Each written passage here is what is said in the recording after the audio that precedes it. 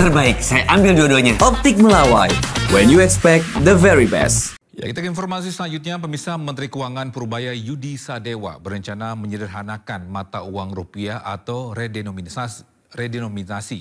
Nantinya uang pecahan Rp1.000 akan diubah menjadi Rp1.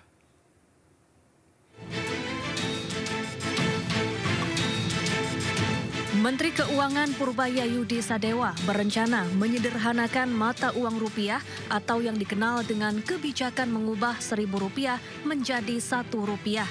Rencana ini tertuang dalam Peraturan Menteri Keuangan tentang Rencana Strategis Kementerian Keuangan tahun 2025-2029.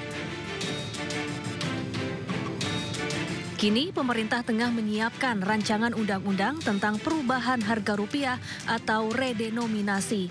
Aturan itu ditargetkan rampung pada tahun 2027 mendatang.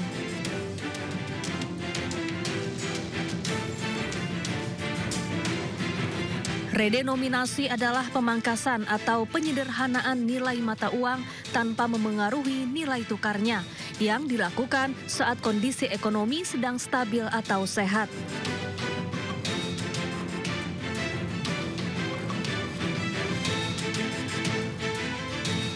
Contohnya, uang pecahan Rp1.000 diubah menjadi Rp1.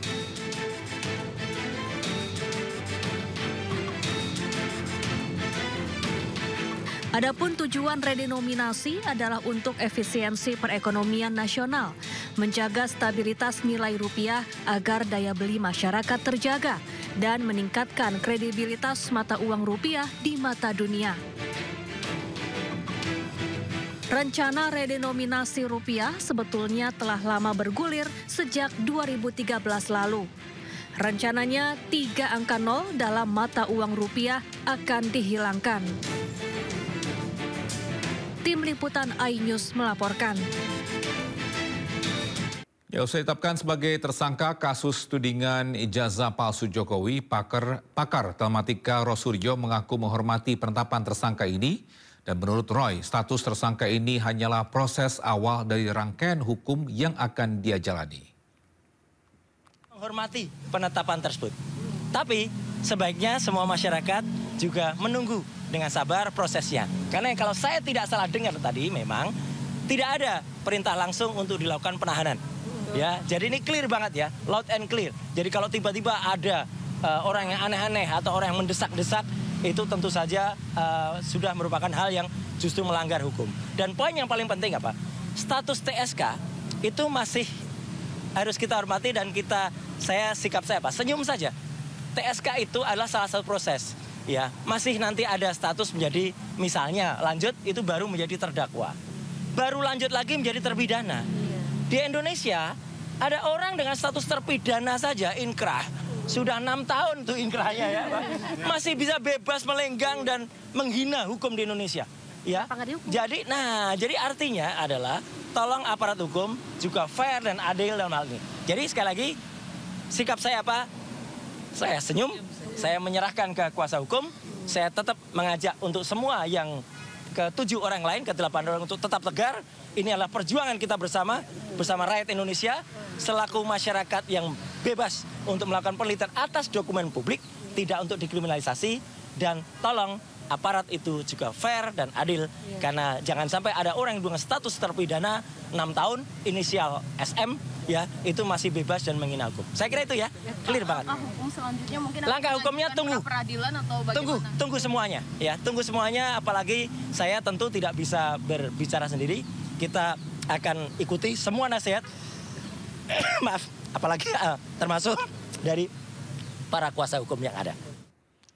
Ya, kasus tudingan ijazah palsu yang menyeret nama Presiden ke-7 RI Joko Widodo hampir memasuki babak akhir. Drama panjang ijazah Jokowi berawal dari media sosial ke laboratorium hingga Roco Suryo CS menjadi tersangka.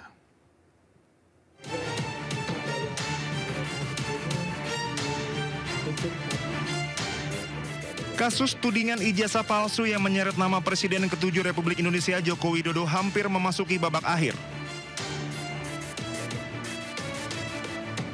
Bermula dari tudingan di media sosial, isu keaslian ijazah Jokowi pertama kali mencuat di ruang publik sejak 2022. Namun kembali menguat pada awal 2025 setelah sejumlah pihak menuding ijazah yang digunakan Jokowi untuk mendaftar sebagai calon presiden tidak sah.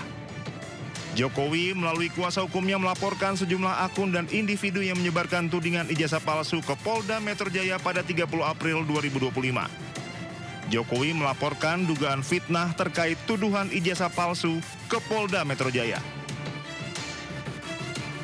Terdapat 12 orang yang masuk dalam daftar terlapor setelah kasus tersebut naik dari penyelidikan ke penyidikan. Di antaranya Roy Suryo, Dr. Tifa, Abraham Samad, Egy Sujana, hingga Damai Hari Lubis. Dalam prosesnya, Jokowi juga sudah diperiksa setelah kasus naik penyidikan.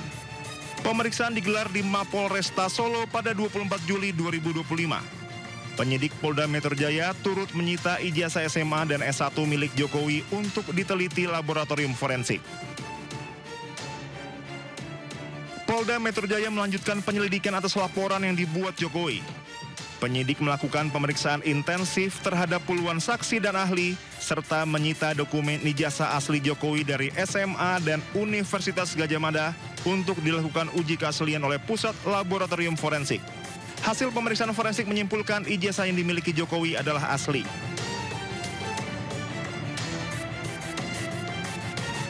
Jumat 7 November 2025, Polda Metro Jaya akhirnya menetapkan Roy Suryo dan 7 orang lainnya sebagai tersangka terkait tudingan ijazah palsu Presiden ke-7 Republik Indonesia Joko Widodo.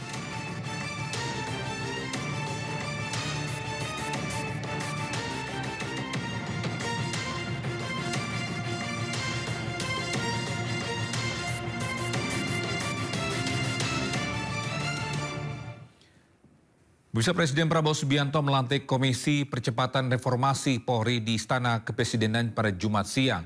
Ketua Mahkamah Konstitusi periode 2003-2008 Jimli Asidik ditunjuk menjadi ketua.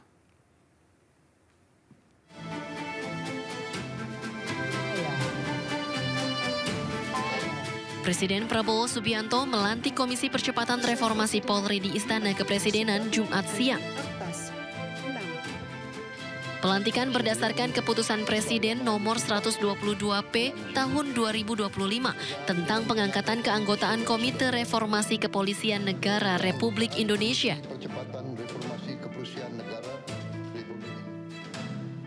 Ketua Mahkamah Konstitusi periode 2003 hingga 2008, Jimli Asidik, ditunjuk menjadi Ketua Komisi Percepatan Reformasi Polri. Selain itu, anggota lainnya yang dilantik yakni Penasehat Khusus Presiden Bidang Kamtibmas dan Reformasi Polri, Ahmad Doviri.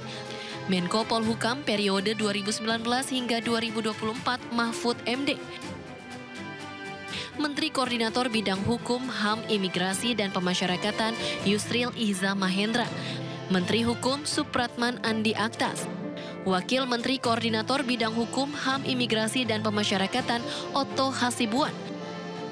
Kapolri Jenderal Listio Sigit Prabowo, Menteri Dalam Negeri Tito Karnavian, Kapolri periode 2019 hingga 2021 Idam Aziz, dan Kapolri periode 2015-2016 Badrodin Haiti.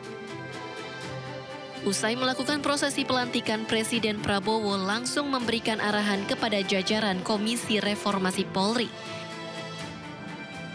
Dari Jakarta, Camar Haenda Damar Wicaksono, iNews melaporkan.